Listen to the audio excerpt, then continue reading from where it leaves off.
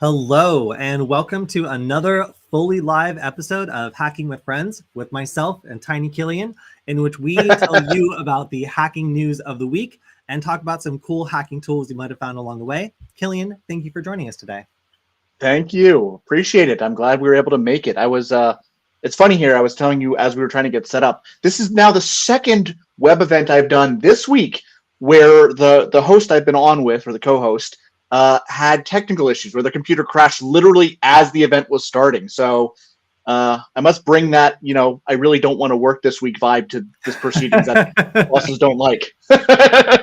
Yeah, well, this is going to be our final stream until I go to tour camp next week. So I was just like, man, I got to make it work. Because normally I fought with this computer so many times. I'm just ready to, at a certain point, call it good and just take it to the Apple Store and let it live its next life. But every time I do that, these stickers get peeled off and they end up like replacing the whole, everything on the computer, and I get it back and it's brand new. So I like these stickers. I wanted to fight for today. And also, we've got a lot of news to cover today. So I wanted to make sure we got online. So thank you to everyone for being flexible with our hacker schedule. I have had this troublesome computer for about a year now, and we've watched it die on the stream twice, I think, so far. And it's been brought back from the brink. So it's kind of a tradition at this point to just cheer this computer on throughout the stream and hope that it actually makes it through.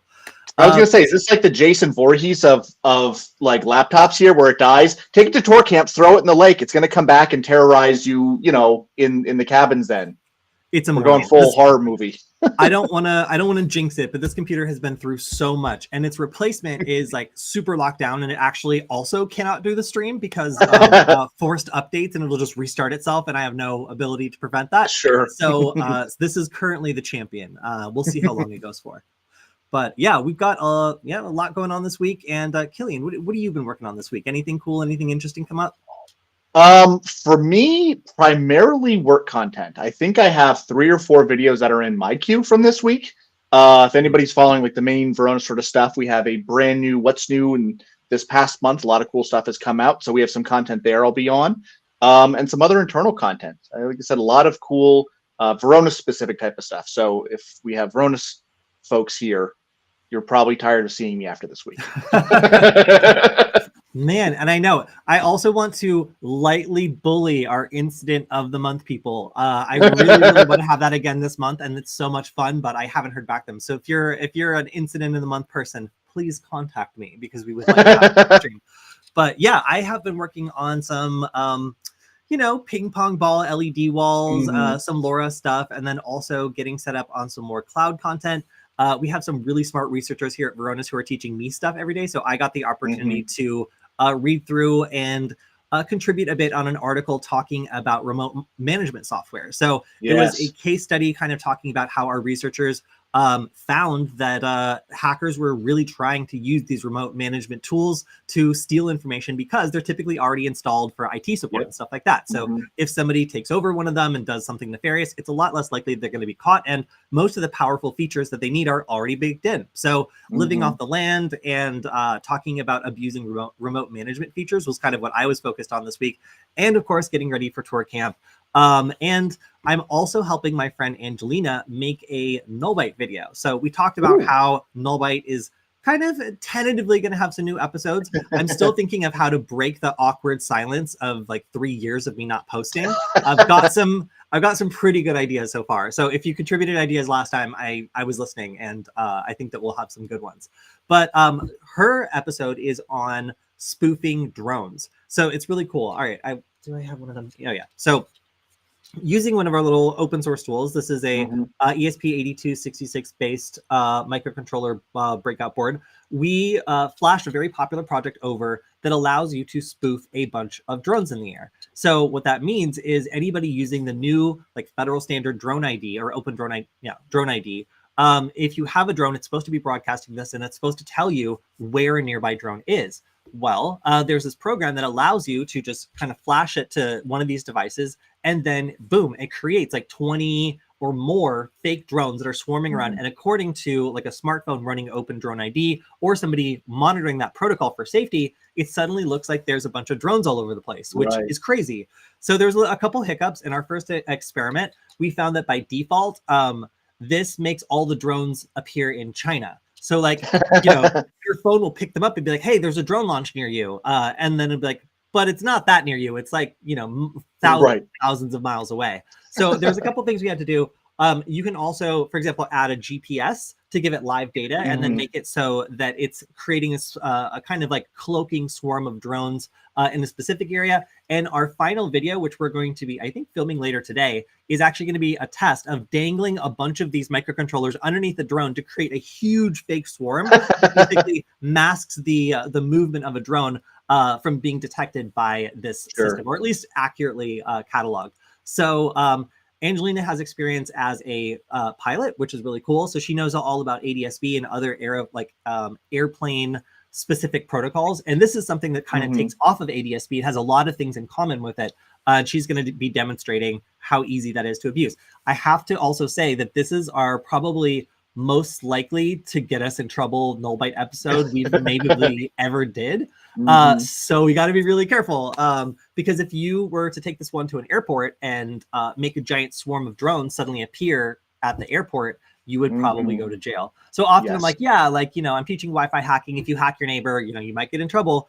The likelihood of getting caught on that one anyway is like relatively low in most cases. However, the likelihood of getting caught in the airplane spoof or the drone spoofing one is like 100%. So I'm struggling a little bit with how we're going to soften this one, but you can look forward to another potentially very spicy null byte video if they actually let us publish this one. So it should be pretty cool. Let's see. So we also had some questions in the chat. Want to acknowledge you. Does it do that by attenuating the RSSI, the received signal strength? And what this is actually doing is the new open drone standard, the drone ID standard. I should let Angelina talk about it mostly, but I can give you the high level. It uses commercial like Wi-Fi and Bluetooth beacons to advertise the position of a drone. So that means if you have a smartphone, you can pick up those signals. And that was kind of a deliberate choice because they wanted people to be able to detect these things without having to get any special equipment, right? So if you have just a regular smartphone, then you can theoretically receive these signals, and that makes it more useful for the average person. But that also means we can spoof it and hack it as well. So the ESP8266 is really famous for being able to send arbitrary packets, and that means that we can format those packets to look like a drone.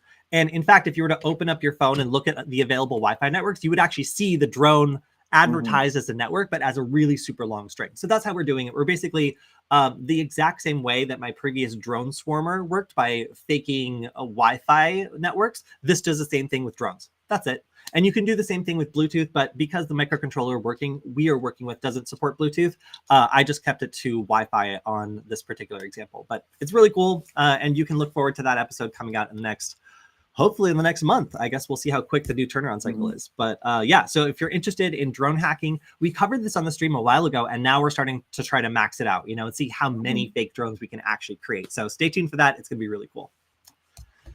All right, so let's talk about drones. So there is a proposed DJI ban, which has been snuck into like a defense funding bill. And this is a really interesting debate. So obviously having like a flying, you know, thing that possibly reports back to servers in China, maybe being flown over sensitive installations, like it's basically got all the sensors in it necessary for war driving and locating both cellular signals and Wi-Fi signals, as well as probably Bluetooth signals. So that means that like I guess the US government is looking at this like, okay, the Chinese government is able to potentially access this data. They're probably also able to filter for like interesting locations because these things are enabled with GPS. And then they could potentially go over sensor data there that reveals the location of something that's maybe out of date or vulnerable that would be easy to target like in a more like specific manner. So this kind of like phishing expedition is something that is a big concern because like there's often these companies like Kaspersky has been accused of in the past that have the ability to rifle around and potentially search every let's just say search things that might be sensitive. In Kaspersky's case, it was like the ability to be an antivirus and search someone's whole computer and maybe flag an interesting result to the Russian government. In this case, it's like, okay, maybe they're flying around, they find something interesting and they flag it to the Chinese government. However, there is also the free market. So if you like drones, you know that DJI is pretty much the best in drones. Like there isn't really an American company that can touch them in terms of quality and price. They just have so many things built in. It's such a connected system that has a lot of really nice features. And they've complied with the US government to build in all these privacy and whatever features that are necessary to fly in our airspace. So the argument by this article is basically that like the US government told DJI that they needed to do all these things to make sure that they were flying safely. Some of those things let me include obeying maps that are very complicated for where they can and can't fly. Like there's sporting events and other things where I've tried to fly my drone in my backyard basically, but because a sporting event is happening nearby or because there's a low flying aircraft, I literally cannot launch my drone. And that requires a complex network of communication in order to make sure that those drones can follow those restrictions. So in order to obey no-fly law zones or able to make sure that people aren't doing things they're not supposed to do with these drones, they've had to basically cram in a lot of technology that now the US government is accusing them of potentially abusing. So this is an impossible task. It sounds like for DJI, they're being asked to basically comply with all these laws that require them to have this technology on board. But then the US government is freaking out about the fact that all this technology is now on board and flying around overhead. So obviously there's probably some like, maybe like some precedents here of like them forcing a Chinese company out of the market or forcing them to sell in order to continue to stay in the market. And that is of course TikTok. So the fact that we're seeing another Chinese company kind of targeted in this way is really interesting, especially because the penetration in the market here for DJI products is crazy. Cinematographers use it. It's really going to wreck some very, very expensive like setups if DJI drones are no longer able to fly in the United States. Now, presumably this would be like a ban that goes like forward. So it would be like new products wouldn't be allowed in, but that wouldn't really exactly solve the stated problem here. So I'm really interested to see how this one turns out, because as another fight between the United States and a Chinese company is gearing up, DJI is kind of an unlikely candidate just because of how much people genuinely love their products and how prevalent they are in the US market. Yeah, definitely an interesting one. I know, Kody, you and I both got drones at one time, and then I promptly destroyed mine. But I get sort of the initial rationale from it is like, you don't want people flying drones in dangerous ways, or or over a sporting event or in some other dangerous thing. So it makes sense to have some of the restrictions. But on the flip side, you're right. It's kind of, they basically laid a trap for them. They walk right into it. Like, hey, you need internet connectivity on all of these drones to follow regulations. Like, whoop, gotcha. Now it's sending data all these places that you might not anticipate or expect. And I don't know what the loophole would be around it. If we look at like the TikTok parallel, they run their US operations in the US, or, I don't know what goes on the company, but theoretically the data shouldn't be ever going back. I don't know what DJI does for that, if they have US operations where it would go to for that authorization and tracking. That doesn't go back, but who knows? It's an interesting conundrum. It's kind of it's like a happy accident where they're like, this Chinese company is like, oops, like, we happen to have access to, all this like radio information. Like, what could we do with that? But, they literally were pushed there by like regulators. And like, now that they have to do this, it's like kind of like a happy accident for the Chinese government to be like, oh, wow, like, okay, like that's a lot of useful data. And you better believe if, the United States had access to all that kind of data in another country they were super interested in, we would be the first ones to be combing through that data and like, getting some sort of secret court order to get it. So like, it makes sense that like, that's the way we do business. We assume that's the way they do business. Like, and these things are going to continue to come up. So keep an eye on this one. It's going to be a precedent for other companies. And this isn't even the only foreign company that we're talking about the United States banning in this episode. So we've got the TikTok thing still going on, and now DJI possibly getting thrown into the mix. All in all, a very crazy turn of events for foreign companies that have significant market penetration in the United States, but might represent a national security threat, according to some people in the Senate or Congress. All right, so next story we have up. Yes, my computer has hard crashed, and now I must reload everything. So we talked about Scattered Spider back, I think, when we were talking about the casino hacks, right? Like that was one of the last times we talked about like a really big deal with them, because they were involved in like initial access, I believe, right? or am I mixing them up? Were we talking about? We were talking about the guy, the threat actor on the breach forum named Spider, right? Which I think is a different guy. Yeah. Maybe. Yeah. I don't. Yes. These names are everybody's a Spider. Yeah. Yeah. I think it's a different guy.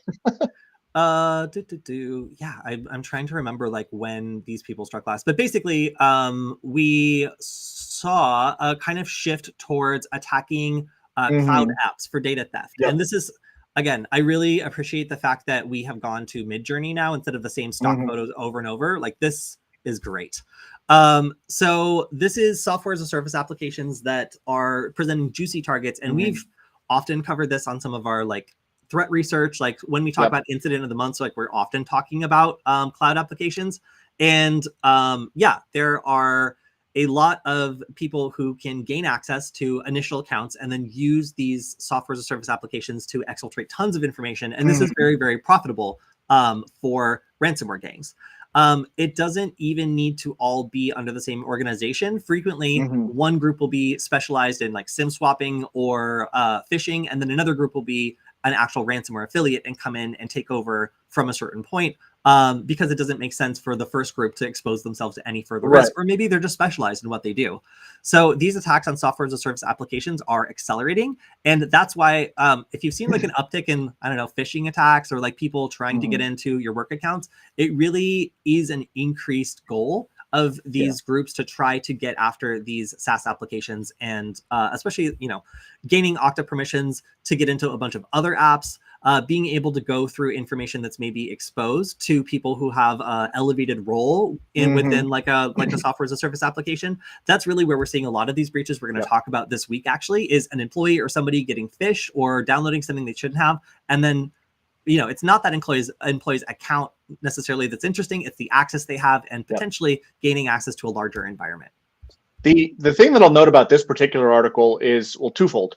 One, it talks about how they're using the stolen credentials to then leverage your SSO app, like your Okta or something like that, to pivot to different data stores. Last year, I did a presentation at Gartner where I walked through an entire threat kind of attack vector where we did exactly that. So it's funny and a little bit prophetic, I guess, to see that, you know, a lot of people in the security industry saw this coming, and now it's almost commonplace. You know, we're seeing it so often, it's been commoditized by these threat groups. The other funny thing too, that's more current to this year, is I believe that article also mentioned that when they compromise the user's account, they use something called Microsoft Delve to start to search for sensitive data in the organization's data stores. When I talk about that all the time in the context of Copilot. Copilot is sort of like the smart AI version of Delve, which surfaces all of these potential risks because data is overexposed in the organization. So I thought that was interesting and funny that attackers have now commoditized productivity tools for malicious purposes, and we've been warning about this for years now. So here we are. It seems like a boring topic, but once you get to it just being in almost every news article, it starts to become something that everyone's talking about.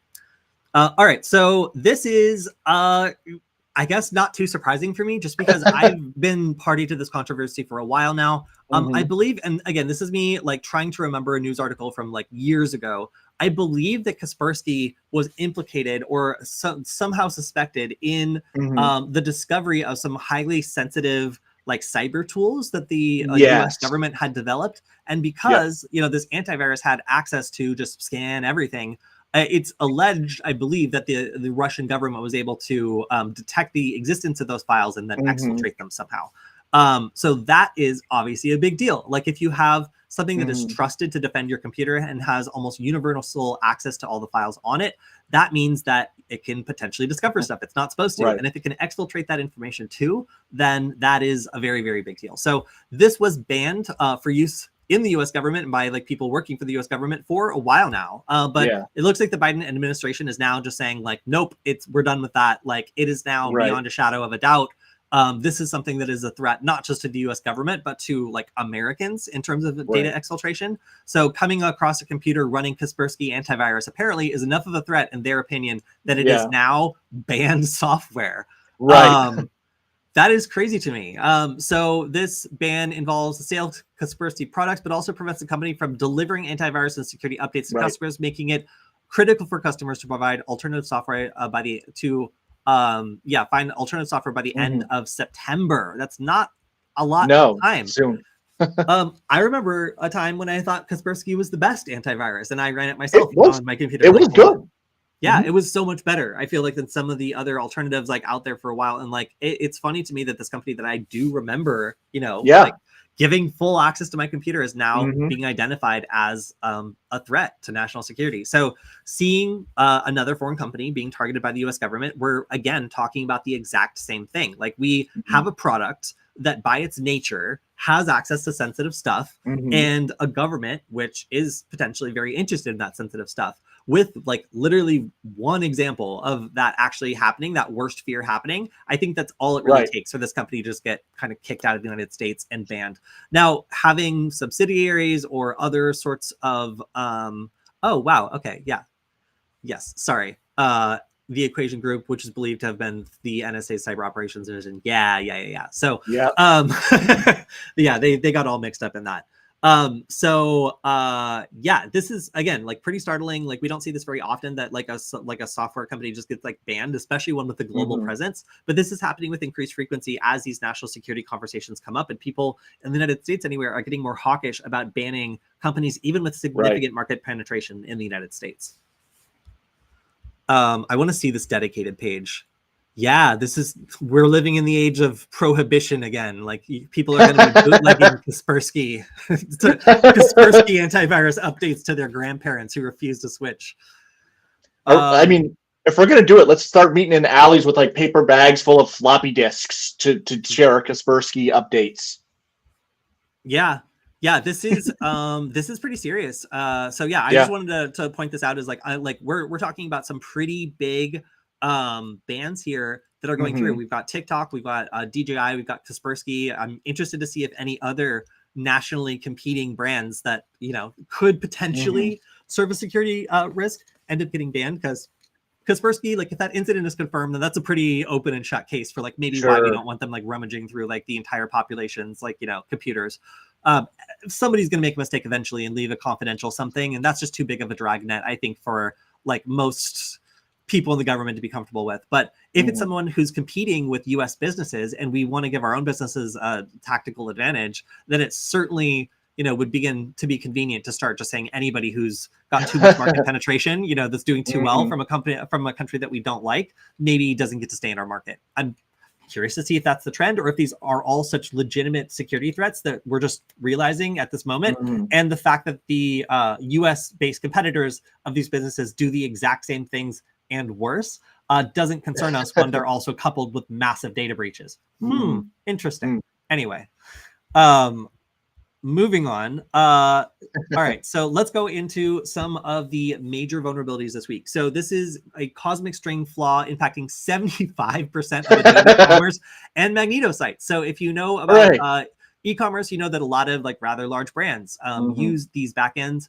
And this is also something that is not getting patched. A patch is available, and yet there are a significant number of sites that are still up and vulnerable, and this appears to be actively exploited. So this is a very critical vulnerability, especially when paired with another recent vulnerability that can be chained to basically take over and maybe even get into other accounts. So something that you're definitely going to want to fix now. It's something we'll probably also be seeing in the news when we talk about people who may have had infrastructure potentially breached by this 0-day. We've got one other actively exploited 0-day in this report, but yeah, interesting to see it affect so many e-commerce sites, because we typically don't see them targeted as often, or at least we haven't seen them for, I don't know, a couple months. That's rare by our standards.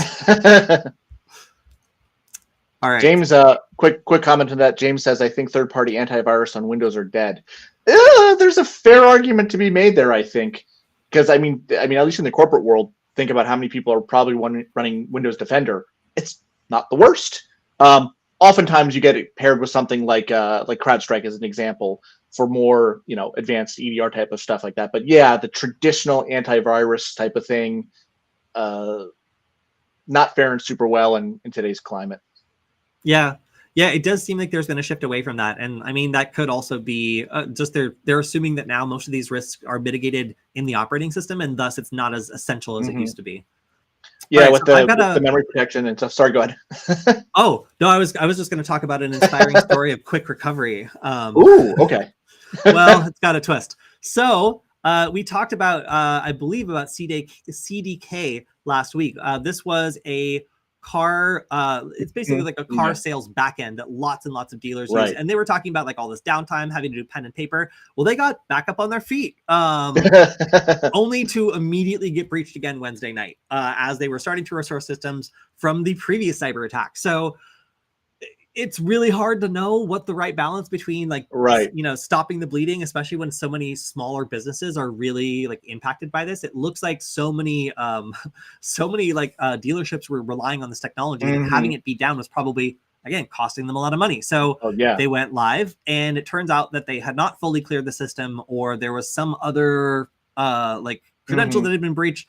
It's not really clear what happened at this moment, but that's kind of typically what happens if you get set up too quickly and then find that actually the attackers have not been cleared out of the system, or there's still a backdoor, or there's still something vulnerable that's allowing them to get back in.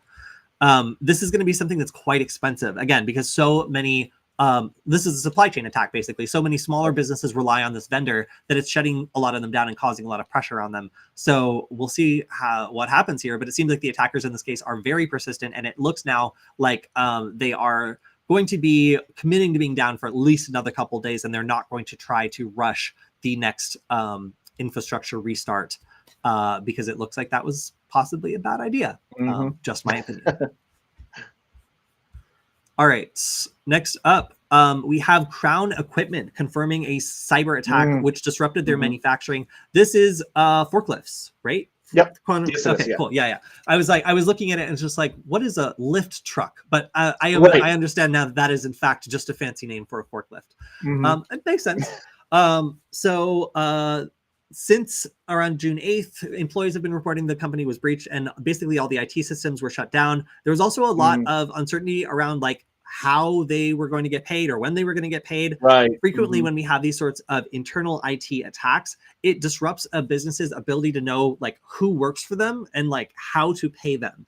And that is, certainly, even if their forward-facing operations are okay, it means that their back-end stuff could be in a lot of trouble. So when we hear like employees are reporting like, I don't know when I'm going to get my next paycheck or something like that, like that is often a very, not great position for a company to be in. And these ransomware groups are always looking to exert maximum pressure. So if they're not able to completely shut down a company, then exerting pressure with something like this is pretty much the next step in trying to force ransomware negotiations. Now, we're also going to cover a company that actually paid the negotiation to try to prevent their it was their employees' data from being leaked. But again, there's no guarantee that it's not being sold privately. And there's also no guarantee that if that threat actor needs money in the future, they don't just go back and rummage through this data breach and then sell it online.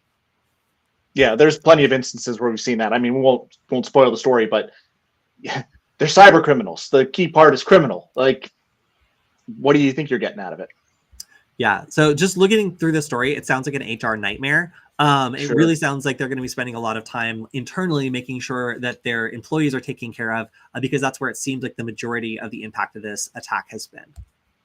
The other interesting thing about this article before we move on from it is just the thing that struck me about it is the level of confusion in communications, which I don't think is the best look. Because I think it was in the article. They're like, oh, well, yeah, we don't know what's going on. You guys have to take PTO while we're down. We're not paying you. And then they're like, well, it's actually a cyber attack.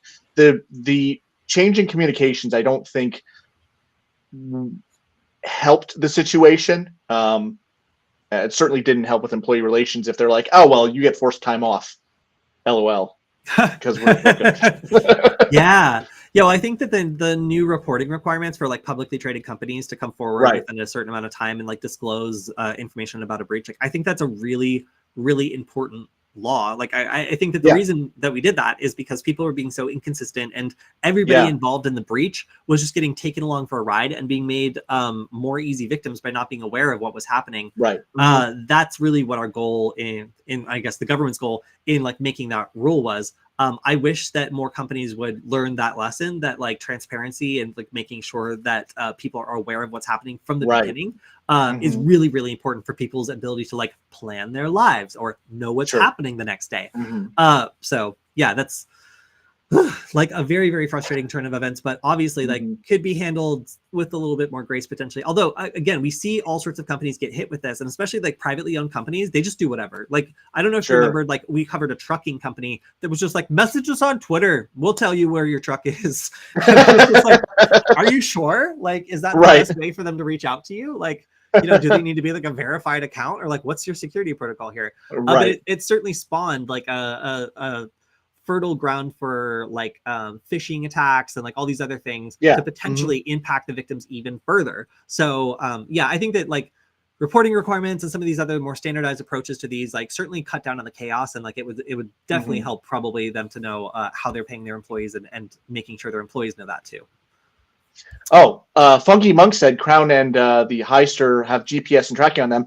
Next project, lift truck spoofing, if we want to be fancy about it. create a fleet of virtual forklifts. To follow you around. That sounds kind of nice. Yeah, that sounds kind of nice. All right, so we have an update on the Advanced Auto Parts breach. This was part of our talking about the Snowflake data breaches.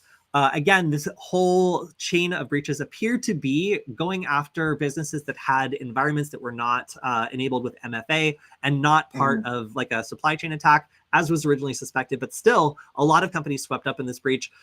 This breach has been clarified that they attempted to sell the stolen data on a hacking forum this month. And that information, this was Spider on a forum, was trying to sell 3 terabytes of data.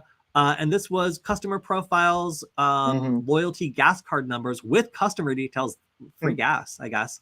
A bunch of employee information, auto parts and part numbers, sales history, employment candidates information. Oh yeah, so basically anybody who had applied to work at Advanced Auto Parts, their driver's license information, demographic details, transaction tender details. That's crazy. And then 200 tables of data. Price is 1.5 million, which is exceptionally high for like a data breach. Like we typically see this data being sold multiple times. So like selling it exclusively to anyone for 1.5 mil is kind of crazy to me anyway. Like, but who knows? Like maybe this is like, I mean, maybe the free gas you could get from this alone would make that worth it. I don't really know. But this is, you know, a lot of data. And it appears that they have filled out the 8K filing, which again is my favorite new law that people have to do, because otherwise you would never see this information in a timely manner. Like the track record of companies talking about the internal details of these breaches was usually on the scope of years, like a year or two later, maybe 3 years, we would find out that something really bad happened. So I love these. Like, I mean, you know, they might not be the prettiest, but they certainly contain relevant information, and I'm happy to see them. So sample information was leaked and confirmed employees' full names and email addresses, and that is not good. So in general, you know, when this sort of thing happens, employees don't have a lot of options. However, there is something that's a little cause for celebration, and that is free credit monitoring.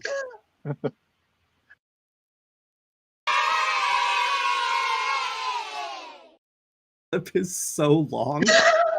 You can tell we've been covering a lot of different people getting free credit monitoring lately. Right. And I still caught up by that. And it doesn't really do a lot. Once you layer on your 6th free credit monitoring, you know, you can only watch your credit so hard before, like, you know, people like using that stolen data becomes like a big nuisance anyway. And you're beyond monitoring, you're now just in remediation. So it's no secret that Kilian and I don't really think much of, you know, your 7th or 8th round of free credit monitoring. It's not like it gets better with multiple levels. It's not like an actual shield. So, you know, we talk about how this 8K filing, is that it? Yes. How that is something that's improving people's ability to know what is out there about them, like what was involved in the breach, like, Right. and know it Mhm. earlier. So having some sort of, I don't know, compensation or some sort of like way of reducing that person's likelihood of actually, being taken advantage of because of that data. Like at a certain point, you can only give out free credit monitoring. And I feel like this is like the thoughts and prayers of our time when it comes Right. to like cybersecurity incident responses. Like at a certain point, like if we give companies in the United States a free license to just have as much data as they want about people and then breach it and then pay Experian like a little bit for free credit monitoring, like that, Mhm. while stimulating the credit industry, doesn't necessarily do consumers any good. And I think that there's going to be a tipping point where there's so much damage being done from these breaches that eventually it's not worth it anymore. Yeah. Until the credit monitoring agency gets breached, like we've never seen that happen before. Oh yeah. Like Mhm. the time that I had my information breached from a credit monitoring bureau, and then they offered me a free product for 3 years, which transitioned Right. into a paid subscription. Oh, I couldn't believe it. I was just like, how did I Mhm. become a lead for you? All right. So Anyway, let's see. So we've got a case of some security researchers doing some free research you're and right. then refusing to give back the money. So admittedly, this is what I would consider to be fictitious money or, cryptozoology money. But apparently some researchers, and I'm using kind of air quotes for researchers, Researchers. were able to divert a significant amount of money Mhm. into their own accounts. And at that point, the bug was fixed, and the people who fixed it reached out to the researchers who said they wanted a call with the sales team. Otherwise, they wouldn't give back the money. I don't know. I don't know what I would do in that situation, honestly. If I was just like, do I want the sales team to just have this like super weird call and maybe get like $1 Right. million back? Like, I don't know. But I think that at this point, they're just like, no, that sounds weird. We're just going to call the cops. And that is where Right. we are at now. So we often talk about like, how do you disclose, a bug in a way that doesn't get people to call the FBI? This is case No. case study of how not to do that. So No. let's say you find a bug in a crypto protocol and you think the best way to show it off is to steal $3 million. Right. If the company reaches out and contacts you about that withdrawal, maybe you should at that point be very flexible about like how to Right. resolve the situation, because you probably crossed the line there. So a lot of people I think would agree that that is in fact not white hat hacking. It is No. extortion. And then they're also not disclosing the identity of the researchers because they, quote, don't deserve recognition for their actions. That's honestly kind of funny. So Yeah. if you were a researcher and you were looking to break into the industry and you are one of the beg forgiveness rather than ask permission kind of types, that might not be the look when it comes Mhm. to No. especially like monetary damages or things that were basically stolen from other users or from a company directly. So be really careful when you're reporting these things, and definitely keep the flashy demos to a level that you can legally handle, because I fear Right. that the researchers in this case are going to get a lot more attention than they were bargaining for. Absolutely. Or Funky Monk maybe if wants to you're, know who's watching who's monitoring the monitors. I would ask then who's watching the Watchmen, and maybe I it's Dr. Manhattan. I don't know. I feel like every time you get more free credit monitoring, they add a guy watching the guy. So there's like 12 people and they're all watching for fraud or malfeasance on behalf of the guy in front of you. So we're creating a surveillance chain where we're just employing people to watch our credit monitors and make sure that they and the subsequent people in front of them are all doing it by the book. Feels Or nice in to other have a words, big crowd reaching out and making sure you're okay, right? right. Or in other words, it's turtles all the way down. There's a joke or a reference that somebody might get. I think that like if you're going to have this free credit monitoring stuff and you're so impacted by this, you should be able to like call all like one representative from that free credit monitoring to assemble at a place once per year to do something. You've got 15 rounds of free credit monitoring. You should just be able to summon those 15 credit monitors once per year to a location of your choosing and give them a task. Sounds like a great reality show. Yeah, no, everybody says trigger at once, but like at that point, you've been breached so many times that like you're just fighting data breaches all day and getting like phishing calls constantly.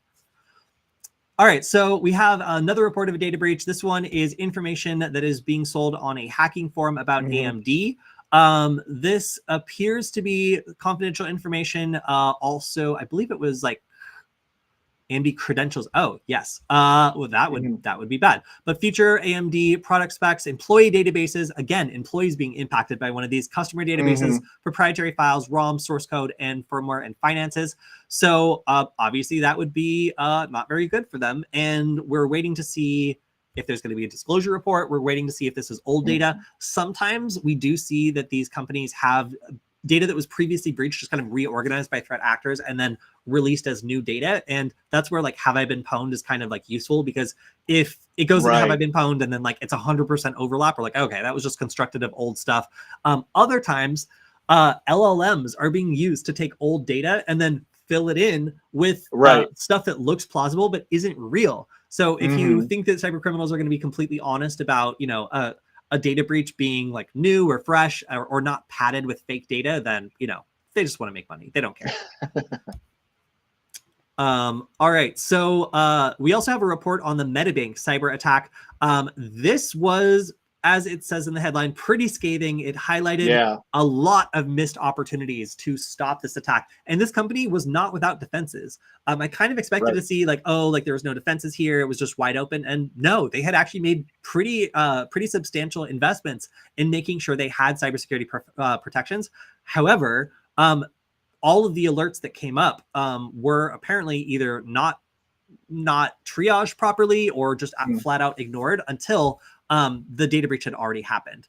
So the lack of MFA and then the lack of attention to the alerts that were being generated by the software that they had actually installed and was doing its job was really the primary cause of this data breach. Obviously, like you kind of can't stop, like you can't stop unwanted access, but you can be alerted when stuff starts looking weird. And that's something that we do, you know, at Varonis. Like the first thing we look for is unusual access. And in this case, they found unusual access. Like they were able to actually identify that and early on be aware that something was going on. But because it wasn't properly triaged or they didn't understand the results that they were looking at, it caused the system, even though it was detecting the attack, to not be effective in stopping it. And that's obviously kind of scary for companies who might feel like they're completely covered, but might not either have any automatic remediation, like things don't automatically lock down when it's triggered, or they don't have someone who understands what they're looking at or can properly triage something that's happening really quickly. Yeah, this one was interesting in, I'll call it the simplicity of it, because like you said, they had things in place, but it was all just sort of the dumbest things that happened, because it was an IT service company. The guy was logged into his personal browser and saved his work credentials there. Then he got hit with credential stealing malware, which the attackers just used to log in to servers that didn't have MFA. It was either credentials or a device token, I believe is what it was. And then they could log into the VPN and boom, they had access to whatever they wanted at that point. So it was just a series of, I'm going to say, basic configuration mistakes that just, you know, and some like operational security stuff, like logging in with your own personal browser. But it just, this is how it happens, though. And we see this in these big corporate breaches. We like to talk about, oh, it was cool and sexy and they used a 0-day. Well, it turns out most of the time it's like phishing or something dumb like this, stolen credentials in these big breaches. And like it's, you know, it's interesting to see these after action reports and see like what actually went wrong. We were looking at the results of one against a major healthcare business as well, trying to see like what happened. And that ended up being like, you know, an employee downloading a malicious file and there being basically no protection. Like for, you know, okay, if one of your employees downloads a file and it explodes, like what's the blast radius, we like to ask. And in that case, it seemed like it was a bunch of hospitals. So that wasn't good. But in this case, yeah, it seems like the blast radius was pretty big, and that made it easy for the attacker to move, you know, throughout the system. And even though they were generating alerts and they were not being particularly stealthy, it did not hamper their ability to exfiltrate the data. All right, so next up, we have my favorite story of the week. I almost want to run the confetti again, honestly, on this one, because I have tried to cancel Adobe before, and I think this is completely justified. So if you have never tried to cancel an Adobe subscription before, well, let me tell you, it is crazy. They will fine you. It's designed to discourage you. There's like, it's like getting out of a carpool lane. There's only certain times when you're allowed to do it. And like, it can be costly if you do it the wrong way. Um, so yeah, like it has been pretty common knowledge that Adobe has made it not impossible, but incredibly discouraging and hard, and sometimes even expensive to cancel your subscription. Like they basically realized, you know, everybody had figured out how to pirate Adobe. It was causing a national security crisis because everybody was getting their computers backdoored by like installing it off of some sketchy torrent site. And they're like, okay, guys, you can pay a low price per month and just please stop. Just please stop. And everyone was like, okay, that sounds reasonable. That sounds fine, Adobe. We can make that deal with you. We'll stop backdooring our computers with malware if you agree to provide us the service at a reasonable fee, because theoretically we can cancel at a certain point and we're not on the hook for the ridiculous price that Adobe used to charge for like Photoshop. Like as a photographer, I hated the price point for Photoshop when it used to be a non-subscription service. So I actually really welcomed when they switched to that. And the kind of caveat to that was if you don't have like a student license or something, they are like very, very aggressive about cancellation. So this has finally been acknowledged by the government, which is kind of nice. And the complaint by the FTC said that they need to have a permanent injunction to stop ongoing violations, monetary civil penalties for the violations, equitable monetary relief, which means restitution. Hey, I might be getting a refund. That's actually great. Nice. Disgorgement of ill-gotten money. Sounds like they have to throw it up, but yeah, basically they have to pay back the ill-gotten money that they made by basically making it so atrocious of a process that like it's, you know, it's really, really hard to unsubscribe. It also had some language which indicated that customer content would be access to train AI or conduct security scans, which was crazy to me. So I saw a couple of things that people were objecting to. One of them was that, which nobody wants their stuff scraped and then turned into a product. Like that is, these companies are so hungry for data to train LLMs on at this point that it's like getting a little sketchy. And then also I saw people complaining about generated images using Adobe also being able to be claimed by them. So it's like, oh yeah, like buy our subscription thing, but anything that you generate from it is actually ours. That would significantly complicate the kind of landscape there and make it kind of like sketchy to use their stuff in you know, commercial products. That has also been rolled back, it looks like, but they've just been kind of like stepping all over this AI thing and also ending up in the news for I guess just making it really, really difficult to cancel. So super happy to see this one. Personally, my own personal opinion, because as somebody who's tried to cancel my Adobe subscription, it was never fun, and often like you would have to pay some sort of cancellation fee, which was again crazy to me. James says that's why I use virtual cards. I just turn them off and that's it.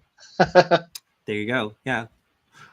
All right, so we're actually at the end of the stream, but we've got a couple more stories we can breeze through. We've got 2 men pleading guilty for breaching a law enforcement portal and then selling the information / using it for blackmail. So imagine you figured out you could get access to a federal law enforcement database, and then you proceeded to use that information to blackmail people who were included in that database. I often talk about why I don't necessarily appreciate like mass surveillance, like automated license plate readers that is combined into these databases, searchable, and then given liberally access to like whoever wants it in the law enforcement community. In this case, it looked as though they posed as a foreign law enforcement officer and were able to get a police officer's credentials and access a restricted database containing sensitive records about suspects, enforcement actions, and intelligence reports. So this is obviously a national security problem, and it's also like a criminal problem where these people could potentially tip off criminals. They could expose that information. They could sell the information. But it seems in this case, they just use it to directly blackmail people. So pretty crazy case. The Department of Justice was releasing this yesterday. And I was just kind of stunned by the brazenness that these guys were able to access the database and then immediately use it to attempt to blackmail people. Kilian, any other thoughts on this? It's awful, but in some ways I'm sort of glad they took the dumb criminal route, because like you said, this could have been so much worse. Like for the people getting blackmailed, it is awful and they obviously deserve justice, but can you imagine the amount of damage that could have happened if they would have released this, or like you said, tipped off larger criminal organizations, or all sorts of terrible things that you could do with this sort of information. Yeah, no, it's definitely sorry, the next story is really funny, but it's definitely something that I feel like we've covered before, and we're probably going to end up covering again as these databases get bigger and bigger and get abused. We covered this before. Oh yeah, it was somebody. A police officer was abusing the system to spy on their ex-partners, and then got caught doing it. That's I was trying to remember like what that's what it was. Yeah, like so we've seen this abused twice in kind of like dumb criminal attacks, but looking at some of these data breaches being completely like either scraped or really sensitive information being sold directly to people who might benefit from that. Like I think that that's probably the next step in some of these law enforcement data breaches that we've seen already. All right, so moving on to the story that made me chuckle. This is, again, a case study in what not to do. So 2.5 years in prison for wiping 180 virtual servers. And literally all of this happened because the company who fired this guy forgot to rotate out his credentials or forgot to cancel his credentials after firing him. So he was mad about that and apparently Googled, how do I wipe virtual machines? Came up, like cobbled together a script and then deployed it and successfully made a wiper that destroyed 180 virtual servers, causing damages estimated to be $678,000. So, I mean, you know, there's not a lot of things that you can smash that would cost that much. But, you know, a bunch of virtual machines apparently add up to a lot. So, I mean, you know, just like you would expect this guy to go to prison for breaking the physical property that costs that much, this digital property was enough to get him arrested. And yeah, if you are going to go in and deploy a wiper against your old work, doing it from your own IP address is not necessarily a great idea, just as a note from this case study. So we often talk about insider threats and like what that means. And, you know, a small mistake like forgetting to cancel out someone's credentials that could be overlooked, or maybe there's a glitch and it doesn't happen. Forgetting to do that can be a really big deal. And this company learned that the hard way. There's definitely multiple instances of this happening in the past. And we've covered many of them where someone gets fired and they get pissed and they use their access to cause significant disruption. They don't even seem to care about getting caught most of the time. They're just so angry in the moment that they just do it out of rage and then end up, getting caught for it. So, for one, maybe don't do that. And for two, you know, if you're escorting someone out, if someone gets laid off, especially if they seem a little upset about it, then perhaps it's best to cancel out their credentials before letting them go home. Yeah, there's in terms of the corporate world, we see offboarding gaps like this be a problem fairly frequently. You know, and a lot of times there's processes in place to offload them, or offboard them, but there's always something that gets missed. It almost in every case, they're using a different account for a test or something like that, or you know, maybe something just gets missed in the process, and then you have situations where you know maybe their account gets compromised somewhere else, and then this puts the business in scope, or not even just compromised. Just general data theft later on. I have plenty of stories about, oh yeah, I left company X over here. Well, they never set off my access, so I go and look at their product plans and I give them to my new company. I mean, we hear it all the time in the cybersecurity world. Talking to customers, it's a legitimate and a big fear, and it's a big blind spot that organizations have. Yeah, access control is crazy. Like I've seen major corporations like try to enforce access control very strictly and then just fail in such like funny ways. I'm like, am I not supposed to access this? Should I not be seeing this? Yeah. So, all right. So we've got two more stories. One of them is pretty short and sweet. We talked about the Panera Bread ransomware attack, and it looks like they may have paid. The reasons why it looks like that was the data was never released. And it looks like there was an internal email sent to employees where they're like, yeah, you know, we did our best to prevent this from being breached, like, but we can't guarantee it. So obviously, like, not having it immediately be breached is great, especially for the employees. However, as we said before, it's still pretty likely that sometime in the future, this data will be repackaged, sold, or otherwise like make its way onto the internet. Once it's out there, it's really hard to know what the threat actor is going to do with it. And if they decide to like close up shop and, you know, get rid of any loose ends, then they might decide to just sell this as a parting gift, because after they get paid, there's really very little incentive for them to not monetize that information however they can. So yeah, this is Not something we typically recommend to pay the ransom, but it's something that some companies decide to do. We'll have to keep an eye on this one and see exactly what the fallout is from actually going through the negotiations with the threat actors in this case. And finally, just wanted to call out some cutie malware from a threat group associated with Pakistan. This is a emoji-driven C2 server that isn't especially remarkable in anything other than its command structure. So you can use a man running to run a program. You can take a screenshot with the camera with flash emoji. You can, if you're pointing down, that downloads a file from the victim's device and uploads it to the command file. Pressing up uploads a file from the victim's device to from the attacker. The backend pointing is uploading it to Oshi, which is a remote style file storage service. The left pointing hand is going to transfer.sh, and then the fire is going to find and send all files matching predefined extension list that are present. So it's basically a general like big exfiltration, a fire sale, if you will.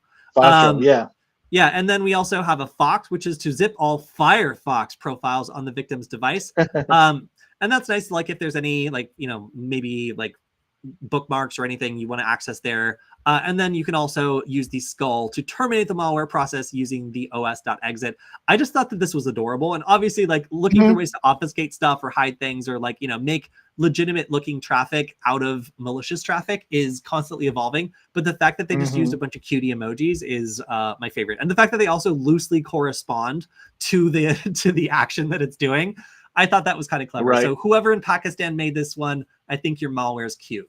That's all I have to say. All right, so that is all the time we have for this episode. Kilian, thank you for joining again. And it's going to be a while till I see you. It's going to be until I'm back from tour camp. So if any of you are going to tour camp, please let me know. I'm excited to see people there. We're going to be setting up all sorts of blinky lights and stuff, although it looks like it might be raining, so we might be a little bit wet. I will be traveling to and setting up a tour camp on Wednesday and Friday, so you won't see me next week, but you'll see me the week after. And then again, after that, man, like Black Hat is coming up, like not super soon, but kind of soon. And Kilian, are you going to Black Hat? I am. I just literally booked my flight for it, I think yesterday or Wednesday. So officially locked in on the Black Hat. Cool. Yeah, so we'll probably see more of you at Black Hat than we'll see on than I'll see on this like random island I'm heading to. But yeah, stay tuned. Not next week, but the week after, we'll be back online. And if you want to make sure we come back, you can always go to Varonis.com/Kody. It lets everyone at Varonis know that you appreciate the stream and they should keep sponsoring us to come on every week, twice a week, which is what we like to do.